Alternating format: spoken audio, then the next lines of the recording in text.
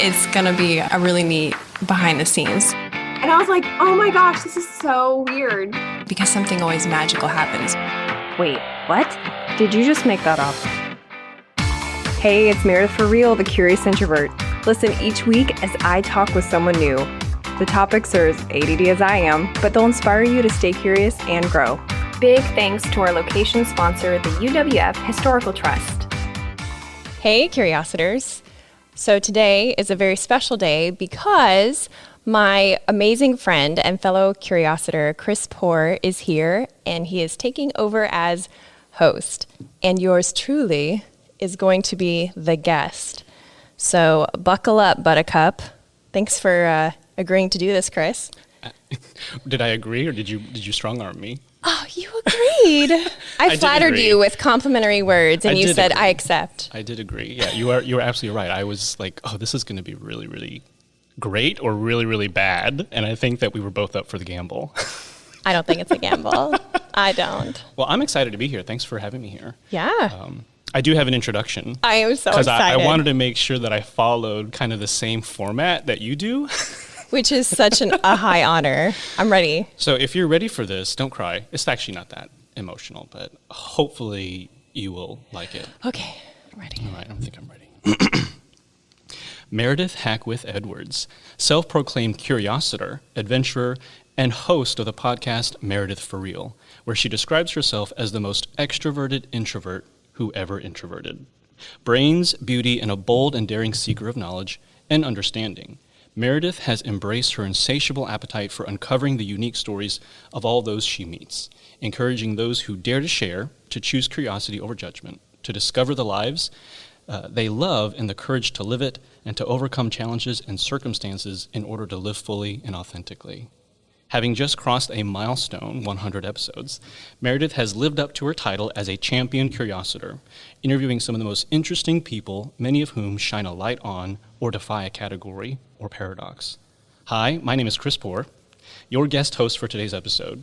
Today I'll be interviewing a very special guest and learning more about the woman behind the voice, behind the questions, and advocate for curiosity. Today's special guest is none other than Meredith herself. That was amazing. You like that? Champion curiositor. I was like, ooh, I like that. Got some goosebumps? I did. How does that make you feel? Makes me feel good. It makes me feel seen. I dig it. Thank you. You are seen. You're seen and heard. It's literally a podcast. Literally, I'm seen and heard. True. When I'm having a bad day, I'll remember that. I'll send that to you in an email just so you can read it over. Oh, thank you. You'll have this as recorded so you can just play it back. That's true. It is documented. Well, I'm really excited because I do have several questions.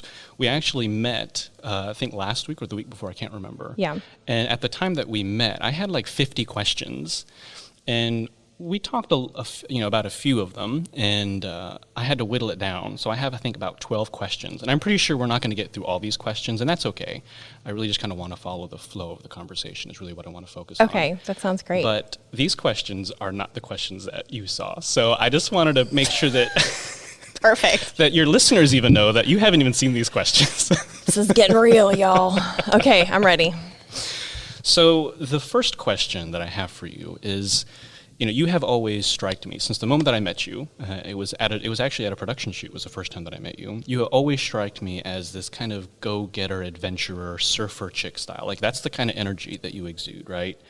And even from a just the way you behave, the way you act, the way you look, it has that kind of, like you've been at the beach all day and you have that kind of that frizzy, sun-kissed hair kind of thing. But, at the same time, when I met you, you were a professional model, right? So you had this kind of different personality that you brought to the professional set, which I loved working with you on that project. But you're also a businesswoman, and every time you mention this always still surprises me. From Nebraska. Was that your best Nebraska accent? I don't know what Nebraskans actually sound like. We sound like newscasters. Oh, that's, yeah. Although I think compared to my fellow Nebraskans, I sound probably a little Southern now. A little Southern? Yeah. Yeah, well, there's just so many parts of you that I was just, every time I learned something new about you, I was like, what? How many layers is this onion? So my first question to you is actually, how do you reconcile all the different parts of you into who you are?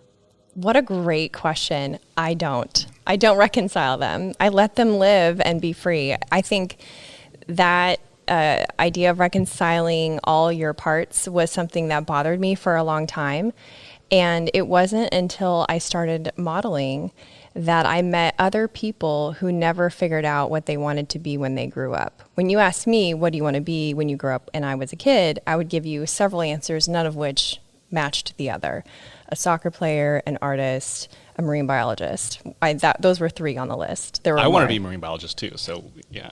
Seriously, all my closest friends either studied marine biology or wanted to be marine biologists. So 4 years. welcome to the circle. Okay. I'm game, yeah. That's how I knew we had a connection. That's how I knew, yeah. So there's a whole group of people who still have several answers to the question, what do you want to be when you grow up? And it turns out they are actors.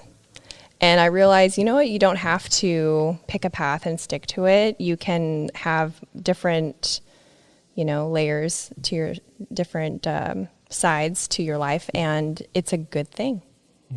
Do you think that that's because, do you feel you have a wild imagination? Oh, definitely. My inner world is very vivid and, well developed. Well, we talked about this at brunch. You think in terms of a picture show. Yes, right? yeah. And I have entire monologues with myself. So. Right. Yeah, I think in terms of images and feelings, and it's usually not actually words. So it is more so in the past probably 2 or 3 years. I'll have actual word type thoughts, but not usually. It's usually like a small movie in my head of things that happened and I'm replaying them, or things that I'm thinking about and they play out in the form of like a movie or a music video. So going back to, you said that you wanted to be so many things as you grew up. Was that because you had like a different picture reel playing at different times? Like, ooh, let me try that, or ooh, let me try that. Like, yeah, maybe. I think it's because I'm just interested in everything.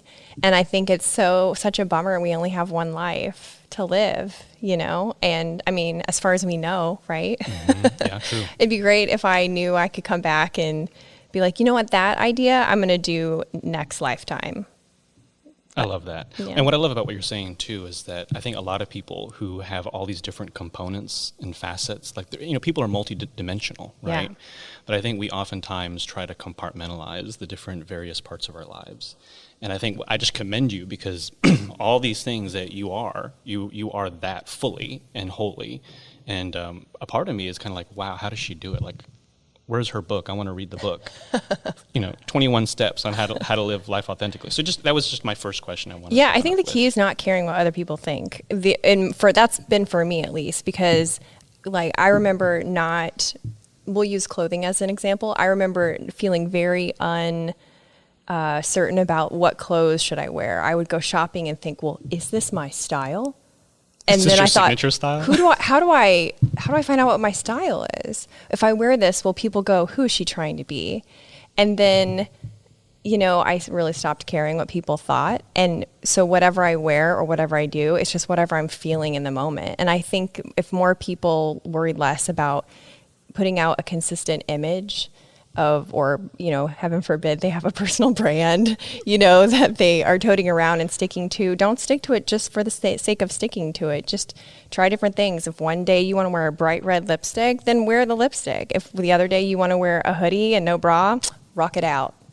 You are totally rocking my world right now because like I do branding professionally. That's true. That's true. I'm breaking all the rules. You're breaking all the rules. No consistency. What?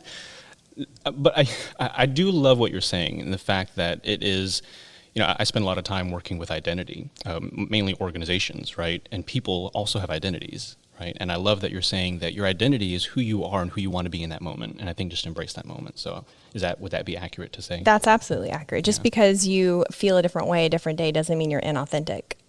I love that. That should be a bumper sticker. Boom. Let's do it. All right. Well, let's go ahead and move on to the next question. This is a question that I like to. This was originally my first question, but I think it's better as a second question. I want you to tell me about a high point story in your life. People have ups and downs. They have highs and lows. But I want to know, when was a time when you felt most alive, most happy, most proud, of kind of where you're at in your life? Tell me about that time, or tell us about that time. I think it's a season of life. And it was when probably in the first few years that I moved from Nebraska to Florida. And there was always duality to every season of my life, which I find it odd. I would find it odd if there weren't duality in someone's season of life. Duality meaning like, it was the best of times, it was the worst of times, so when I started surfing, and I haven't surfed in a long time, so I feel a little self-conscious about toting myself as a surfer, because if any surfers are watching or listening, they'll be like, girlfriend, I haven't seen you in the lineup in a minute. Yeah. Listen, I know, I'm working on it.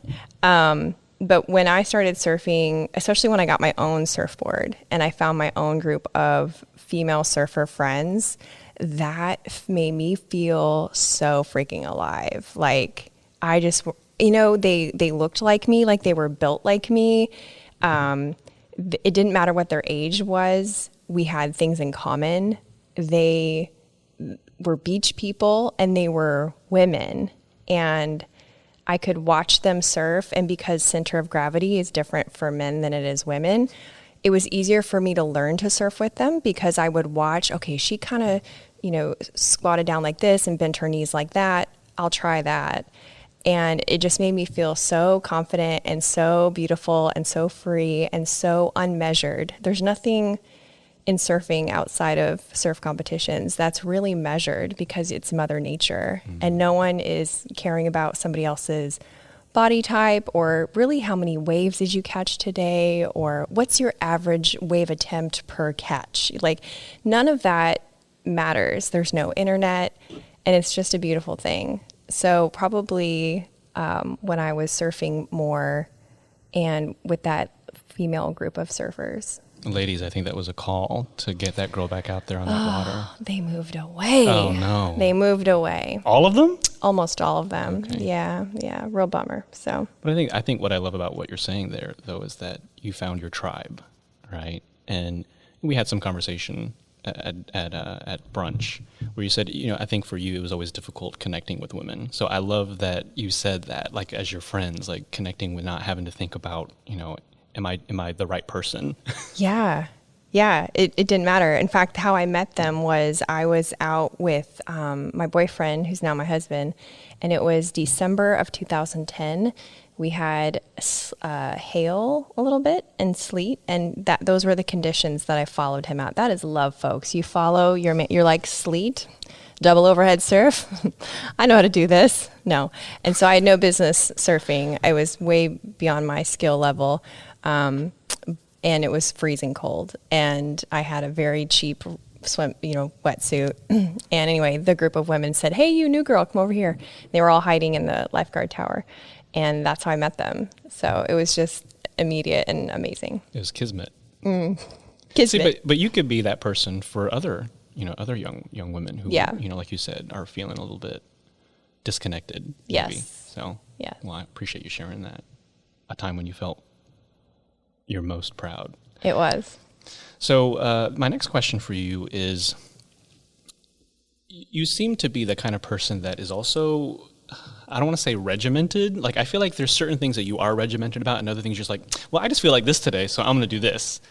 But I'm curious, what are some daily rituals that you swear by that you think everybody else should explore too? Ooh, this is so exciting. I love talking about this stuff. I have a very rigid morning ritual, and it involves coffee and my cell phone. And I wish I could say that I get up and I meditate and I journal. And I would love to do those things, but that is not the case. So my ritual is waking up before others, whoever that is. Usually it's just my husband, but even if I'm like, within a group of people at a house or a hotel, waking up before everyone else and just having that time of no talking and coffee and my cell phone, and I'll scroll the socials and do that sort of thing. I am trying a new thing now, though. You're switching it up. I'm trying. I couldn't do it this morning because I got up before the sun, but the first 10 minutes are outside in the sunlight, looking up at the sky and being outside, and then come in and do my ritual. So I've done it twice. So like a flower, you're just like out Yes. in the yard. Yes. Like, It's supposed to help with all sorts of things, health and sleep. And I don't know. We'll see. So I'm going to try. we might have to have another recording to see how it's going. Follow up. Yeah, it's called the accountability episode. Oh, God. Okay, well, you've done a lot of things, right? We've talked about some things that you've done. You recently took a trip to Alaska. You are that surfer type. You love adventure. What is something that you will never do again? I don't know that I've done anything that I'm like, oh, I'll never do that again. I can't think of anything. I really have loved all of my more recent adventures. There's nothing that I thought, wow, that really sucked. I wish I could take that back, that I can think of. If I did, I blacked it out totally. Oh, man, I was hoping I'd get a good story out of that one. No. You just really love everything. Ugh, I'm rolling my eyes. Yeah, no, everything's gone really good. It seems every time we travel, things come together in our favor. We get random discounts and deals. Animals show up. We meet really cool people. Nothing really, really bad has ever happened when we travel. But, you know, I have not traveled as much as other people have. So maybe it's just a matter of time. Well, once COVID obviously subsides, Yeah. there's going to be an opening there for Great. maybe more things that you would never do again.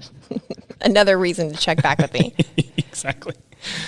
Okay, so this one is a little bit deep. Oh, okay. Hey everyone, just a quick interruption to show gratitude to our sponsors and give you some special deals. The UWF Historical Trust. We shoot the show at the Museum of Commerce and the Pensacola Museum of History. And it's not just an amazing step back into the 18 and 1900s, but it's an event space too. And because they love creative collaborations and have spaces for all party sizes, they're pretty much the perfect venue to make your event stand out. So if you need a unique space in downtown Pensacola, take a look at historicpensacola.org. And if you want to tour one of the 12 museums, get your tickets in person so you can show the agent one of my emails and get $2 off an adult ticket. Get emails by texting REAL to 66866. It seems like no one can agree on anything nowadays. But I have found the unifier to unite us all. Mosquitoes suck. Mine were so bad, they were in my car. Have you ever tried to swat a mosquito while driving? Not advised. Insect has been great because they guarantee their work and pollinator care is always top of mind. If you live in the Florida Panhandle or the Gulf Coast of Alabama, give them a call, ensec.net. Now back to the show. Uh-oh. Let me go back to my notes here. I love deep questions. I also kind of hate them sometimes, so I'm a little nervous. And, feel free to be like, no, I'm not answering that too. Okay. So Okay. I have here, who deserves credit in your life that you've been slow to acknowledge? Wow. That is deep. I'm very quick to give words of affirmation. So I hope that I am not missing anyone. But I will take this opportunity to give a shout out to my friend Robin Heller because she is always good to ask about things, and she'll be telling me about things in her life, and then just immediately she'll stop and go, but enough about me. I listened to your podcast today, and she's just such a great supporter of the show. I don't even know if words of affirmation is her love language, if you will, but she definitely deserves some words of affirmation. Yeah, great shout out to her. Mm-hmm. And obviously words of affirmation is one of your love It languages. is. Words of affirmation and quality time. Quality So, and then in a romantic setting, touch. Yeah. So I'm always forcing my husband to like pet my hair or, do something. Touch me. I like that. What do you feel was missing from your childhood? Oh, Lord. I said we're getting into some deep questions We are here. getting into some deep questions. I feel like I didn't have a lot of faith that things would work out. So it was not an external thing that was missing. It was more like an internal thing that was missing. And I think about it a lot, like the morning missed opportunities because I was easily overwhelmed, anxious, unable to make decisions, just easily bogged down with stimulus. And so everything just made me just want to go play by myself in my room or go outside and play with animals and not have to deal with real life. And that is such a bummer because I think about, oh man, I could have done slalom skiing, or I could have done, if only I had, not freaked out during that audition. I did like one little commercial audition as a kid, and I just turned into a little timid thing and barely said anything, like where would I be now? But can't think about that too much. No. So that's what was missing, is more of a internal sense that things work out, even if you're not in control of all of them. Did things work out? Do you Yeah, I think so. I mean, yeah, I think so a lot. I'm here and unmedicated. I mean, that's a milestone in today's age. I mean, I feel like It everybody is. has to be. Yeah, not downing anybody that uses modern medicine to help with their internal world, but I think both. I think help all people. Executive function skills and no medicine, and I just happen to go full executive function skills and no medicine. Well, I think you just kind of have to respond to your body the way you need to, and so for some people that may require medication. I mean, I was medicated for a large part of my childhood, but I turned out fine. You turned out fine. So I think it's just really listening to your body, listening to your brain, and knowing what's right for you. Yeah, right? And being willing to switch it around, because just like medicine doesn't work the same all the time, executive function skills don't work the same all the time. And so you have to have lots of tools in the tool belt and be willing to go, you know what, this isn't, what I'm doing right now isn't working. That doesn't mean I failed. It doesn't mean that it's a wrong answer for me later or for someone else now. But I'm going to pull out this other tool and give it a try. I love that. Well, it kind of leads me into my next question is, where do you feel in your life, or where in your life do you feel you're misunderstood?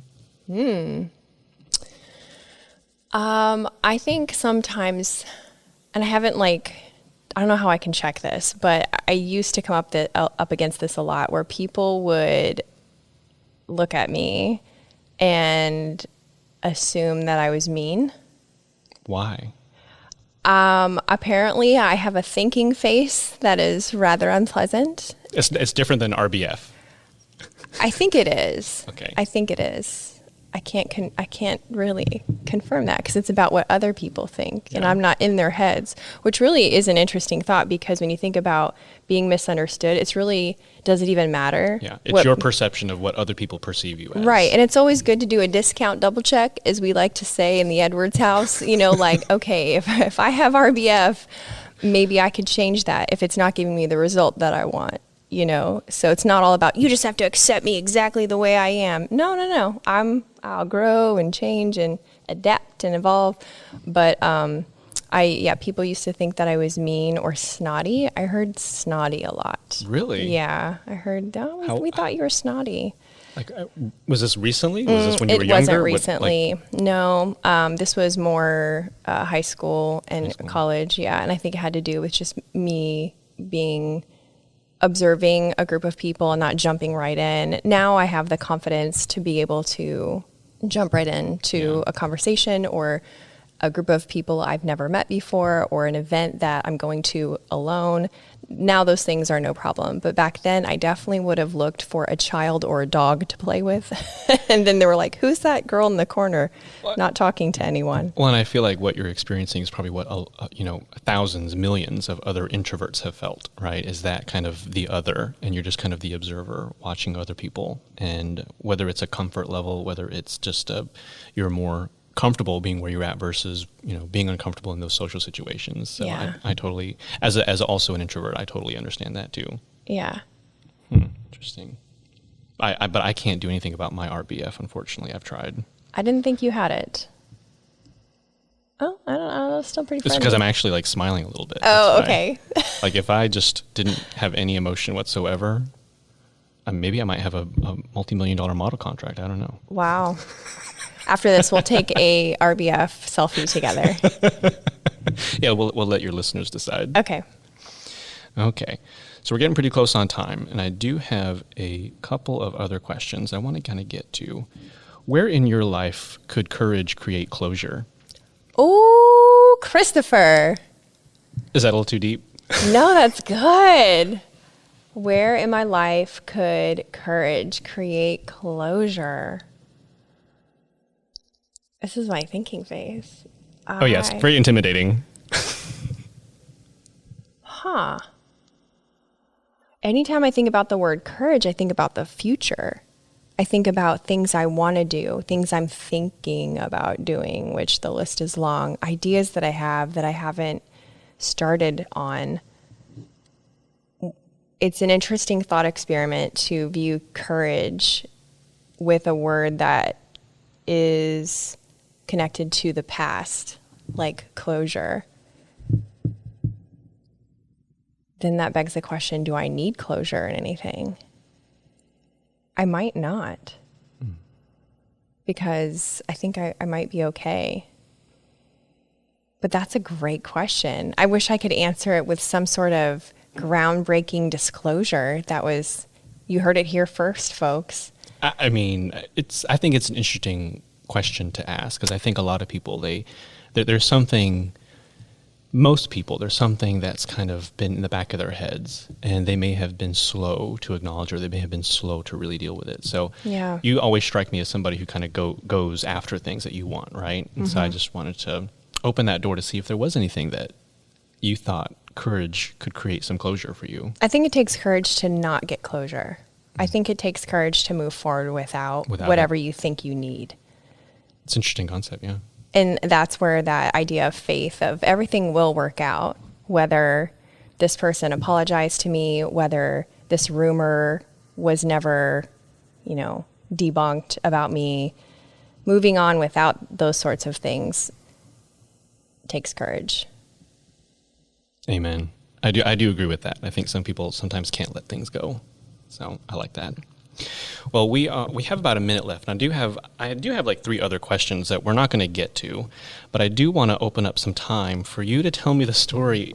In one of the episodes that I was listening to, you mentioned that you had an uncle in Panama City who owned like a whole bunch of strip clubs, and I'm like, tell me more about that. And you didn't say anything. And I was like, okay, I got to bring this up. So tell us the story about this uncle. Yeah, my Uncle Alan. He... and does he listen to this podcast? He is not with us anymore, I'm sorry. afraid. It's okay, you didn't know.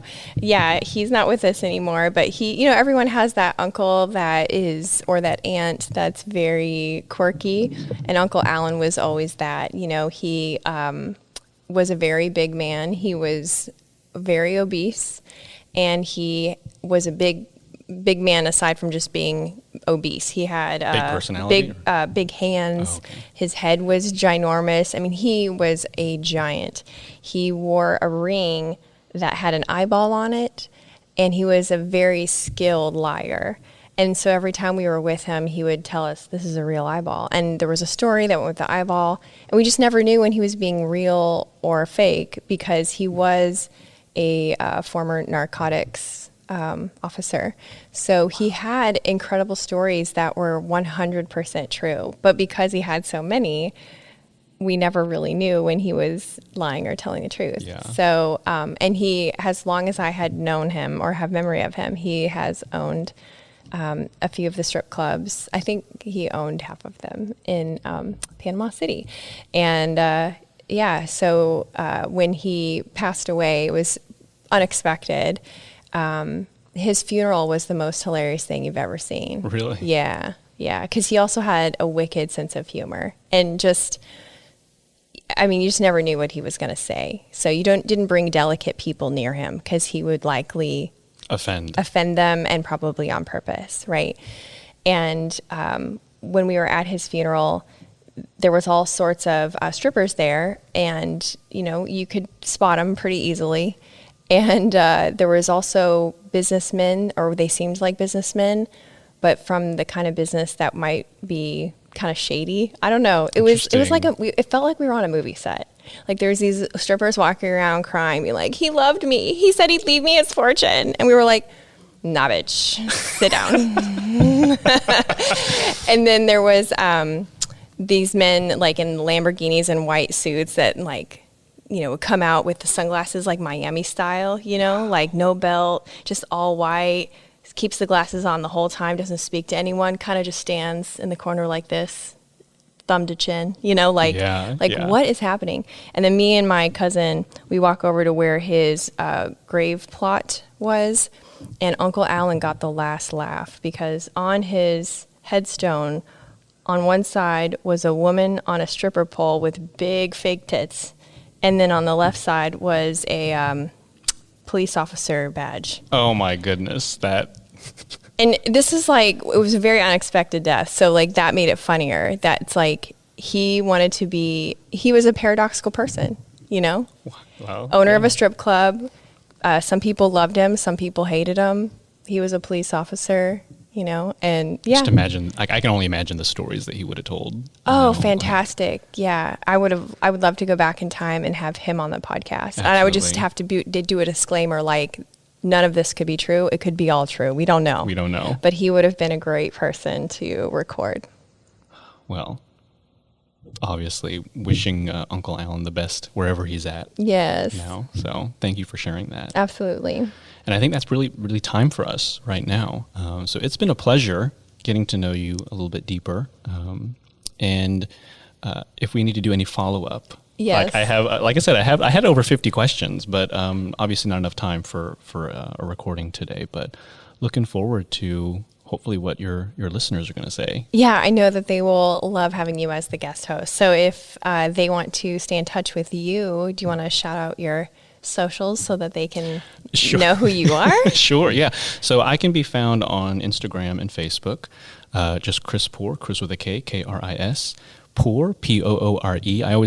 People always make fun of me because I've used this so much, but my family had just enough money to buy an extra vowel, is what I say. So it literally is like dirt poor, but with an E at the end. Oh my gosh. So you can find me, Kris Poore. Would love to connect with y'all, and would love to connect with you again. Obviously, looking forward to any time that we can share brunch, coffee, what have you. Always. So it's been a pleasure and an honor. Thank you for having me on the show. Thanks for coming on. This was great.